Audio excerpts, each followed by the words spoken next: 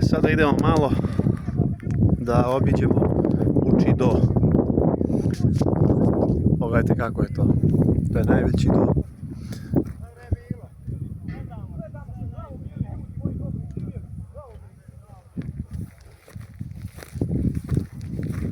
Malo se popnemo na vrhove Glavice. Ono tamo brdo je Kočevje.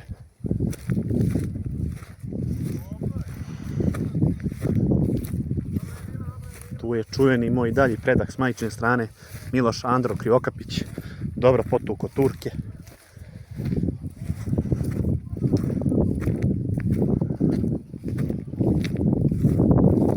Krivokapić i potomci bratstva Orlovića, nosioca zastave kosovskog boja, najratobornije crnogorsko pleme, Katunskoj Nahi isto. Oni su i vodili Katunsku Nahiju.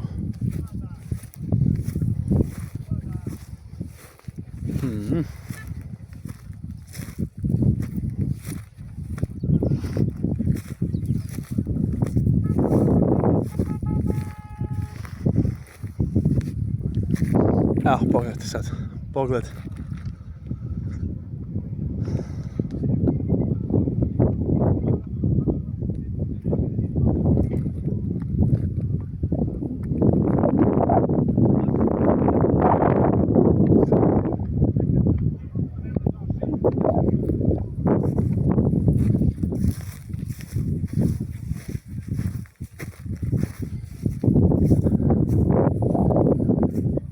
Oj krvavi Vuči dole, odavno te Srbi vole. Srbi vole, Turci kunu, jer im tamo kosti trunu. Ojha, idem dalje.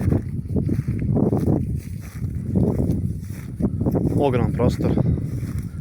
Malo posvećenina, ali vrlo malo, na Gazimestan, naravno ko je obilazio, točno ima neka ta kao simulacija bitke, slično. Naravno i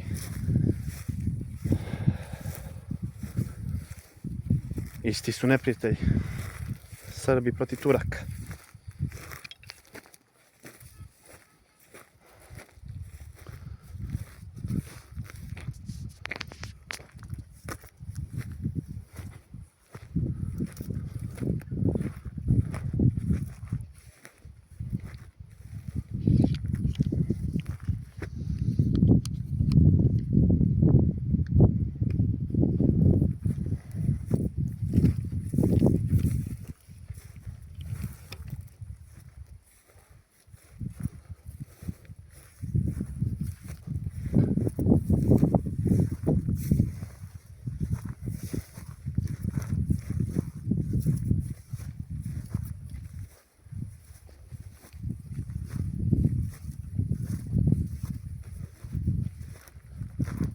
Dobro smo obučeni,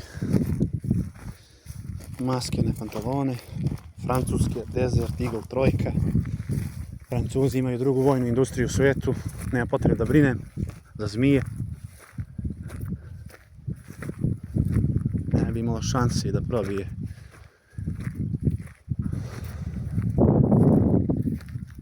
Ogroman prostor. Ogroman prostor.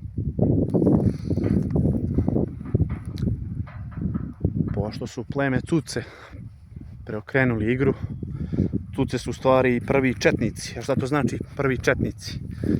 Znači gerilski način ratovanja.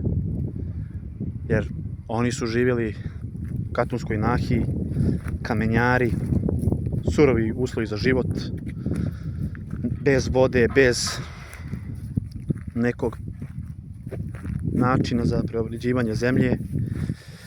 Dakle, jako surovi život i njihovi česti pohodi su bili prepadi, odmazda, iznenadni napadi, što je gerilstvo. A gerilstvo možemo na našem jeziku da prevedemo kao četništvo. I onda tek u staroj Srbiji, Makedonija i Kosovo 1903. godine kao otpor protiv Turaka i Bugara i albanskih Hačaka nastaje četnički pokret 1903. godine. To je jedan dug period, ali uglavnom to su cuce. Cuce su to prve.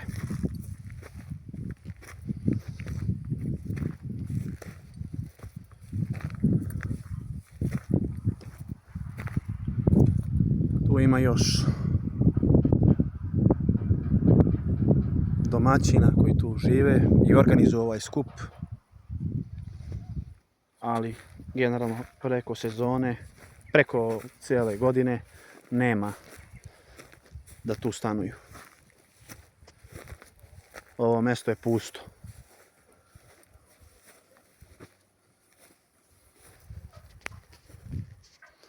To je bilo to.